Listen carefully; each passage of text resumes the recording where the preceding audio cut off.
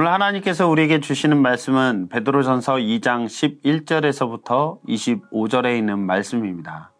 사랑하는 여러분, 나는 나그네와 거류민 같은 여러분에게 권합니다. 영혼을 거슬러 싸우는 육체적 정욕을 멀리 하십시오.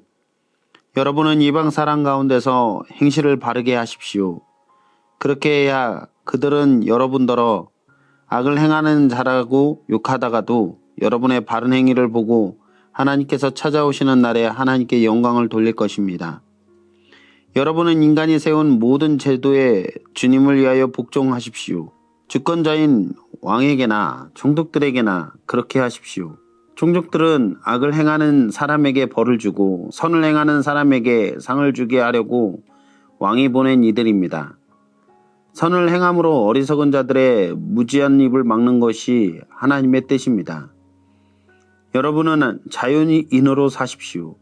그러나 그 자유를 악을 행하는 구실로 쓰지 말고 하나님의 종으로 사십시오. 모든 사람을 존중하며 믿음의 식구들을 사랑하며 하나님을 두려워하며 왕을 공경하십시오. 하인으로 있는 여러분, 극히 두려운 마음으로 주인에게 복종하십시오. 선량하고 너그러운 주인에게만 아니라 까다로운 주인에게도 그리하십시오. 억울하게 고난을 당하더라도 하나님을 생각하면서 괴로움을 참으면 그것은 아름다운 일입니다. 죄를 짓고 매를 맞으면서 참으면 그것이 무슨 자랑이 되겠습니까? 그러나 선을 행하다가 고난을 당하면서 참으면 그것은 하나님께서 보시기에 아름다운 일입니다. 바로 이것을 위하여 여러분은 부르심을 받았습니다. 그리스도께서는 여러분을 위하여 고난을 당하심으로써 여러분이 자기의 발자취를 따르게 하시려고 여러분에게 본을 남겨 놓으셨습니다. 그는 죄를 지으신 일이 없고 그의 입에서는 아무런 거짓도 찾아볼 수 없었습니다. 그는 모욕을 당하셨으나 모욕으로 갚지 않으시고 고난을 당하셨으나 위협하지 않으시고 정의롭게 심판하시는 이에게 다 맡기셨습니다. 그는 우리 죄를 자기의 몸에 몸소 지시고서 나무에 달리셨습니다.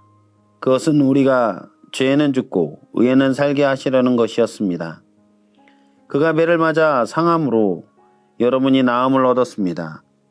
전에는 여러분은 길 잃은 양과 같았으나 이제는 여러분의 영혼의 목자이며 감독이신 그에게로 돌아왔습니다. 베드로전서는 모진 박해와 고난으로부터 소망이 사그라져가는 것만 같은 소아시아 교회 성도들에게 우리의 소망에 대해서 전하고 있습니다. 편지가 쓰여진 시기가 대략 64에서 65년경이라고 추정을 하는데 이 시기는 우리가 잘 아는 대로 네로 황제가 박해로 인해서 극심한 고통 가운데 있었던 시기였습니다. 모진 박해로 인해 삶의 터전에서 추방당하고 그동안 누릴 수 있었던 안정된 삶과 그 평안을 박탈당하며 그리스도로 인하여 당하는 부당한 고통과 핍박의 세월을 감당하며 인내하며 살아가야 했습니다. 하나님의 사랑받는 자녀들이었지만 삶의 현실을 보았을 때는 전혀 복과 평안이 아니라 핍박과 고난에 연속된 상황 가운데 세상 속에 살아가기 위해 신앙을 포기해야 하는가에 대한 그 유혹을 느끼고 있었습니다. 왜냐하면 그들의 삶에 있어서 세상에 순응하며 살아가는 것이 더 안전해 보였기 때문일 것입니다. 이러한 상황 속에서 하나님은 베드로를 통해 우리가 고난을 받지만 이것을 믿음으로 견디고 인내할 때에 하나님께서 우리에게 허락하신 복이 무엇이고 우리의 신분이 어떠한지를 알게 하고 고난 가운데 있더라도 소망을 품고 살아갈 이유에 대해서 오늘 편지를 통해서 가르쳐 줍니다. 이 편지는 현재 우리가 살아가고 있는 시대 가운데서도 너무나도 크게 와닿는 위로의 말씀인 것 같습니다. 지금도 세상은 하나님의 말씀의 기준과 전혀 다른 방향으로 나아가고 있지 않습니까? 학교와 사회 안에서 다양성과 차별이라는 말로 진리와는 다른 방향으로 나아가고 있는 모습들을 우리는 보게 됩니다. 어쩌면 진리를 따르는 것이 세상 속에서 이상하게 여겨지고 또한 피해를 볼 수 있는 상황에까지 내몰리고 있는 것이 우리의 현실이죠. 이런 상황 속에서 본문은 성도들에게 세상 가운데 어떻게 살아가야 하는가에 대한 문제를 다루고 있는 것입니다.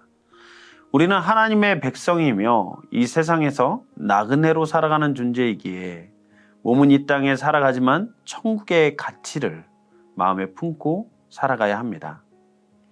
이 세상에 살아가는 나그네와 같은 우리의 내면 가운데 이 땅에서 싸워야 할 육체의 정욕이 있습니다.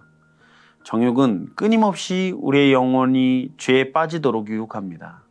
그런 정욕의 유혹을 우리의 힘만으로는 이길 수 없겠지만 우리는 하나님의 말씀을 마음에 채우고 날마다 다시 하나님 앞에 나아가 주님의 뜻 안에서 우리의 마음과 상태를 점검하고 날마다 돌이킬 수 있는 삶을 살아가야 하는 것입니다.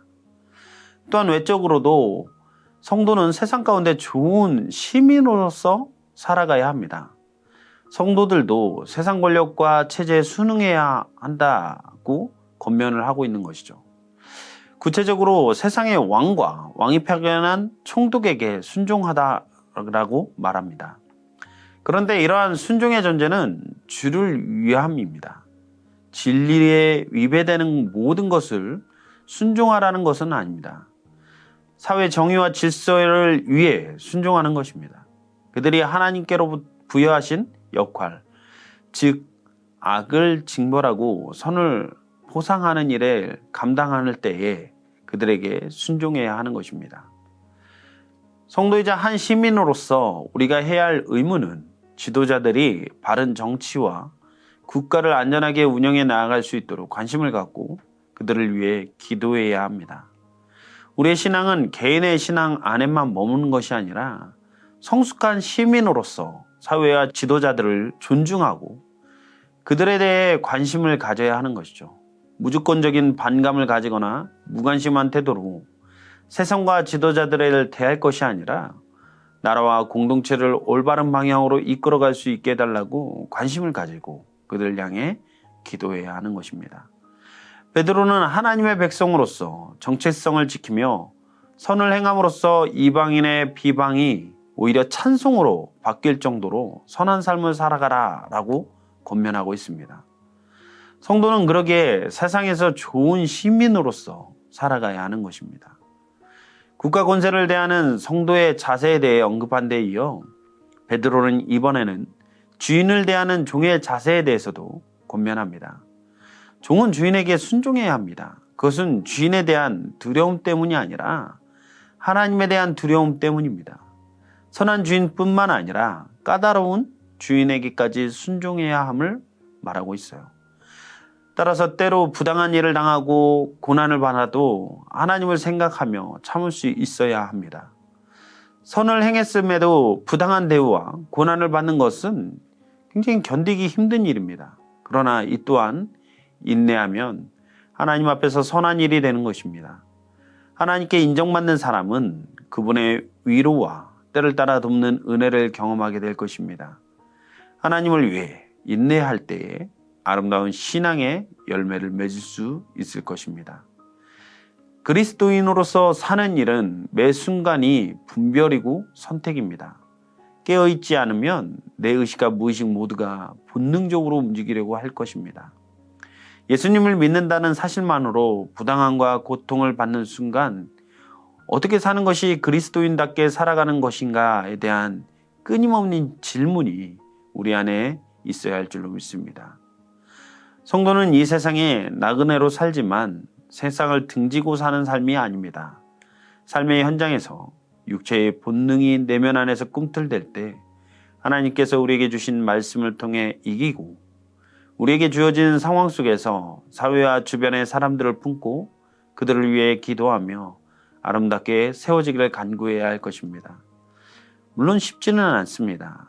그러나 그리스도께서 나를 사랑하사 자기를 버려 나를 살리신 것처럼 세상 가운데 아직 진리를 모르며 살아가는 우리에게 조롱과 핍박을 하는 사람들을 더 사랑해주고 그들의 영혼이 주님 만나 변화될 수 있기를 기도해 줄 수 있는 성숙한 그리스도인들이 되기를 간절히 소망합니다.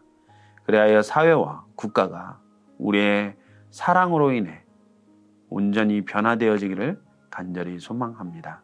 기도하시겠습니다. 사랑의 주님, 너무나도 감사합니다. 오늘 주신 말씀을 통해서 그리스도인으로서 이 세상을 어떻게 살아가야 하는지에 대해서 고민해 보았습니다. 하나님, 우리가 주께 받은 은혜와 사랑 안에서 또 세상을 등지고 살아가는 인생들이 아니라 세상 속에서 세상을 변화시키는 믿음의 주역들이 되게 해주시고, 또한 하나님, 이 영혼들을 위해 품고 기도하며 그 영혼들을 변화시키는 귀하고 놀라운 하나님의 영광을 반영하는 우리 성도들의 삶이 될 수 있도록 주님 인도하여 주시옵소서. 이 모든 말씀을 우리 주 예수 그리스도의 이름으로 기도했습니다. 아멘.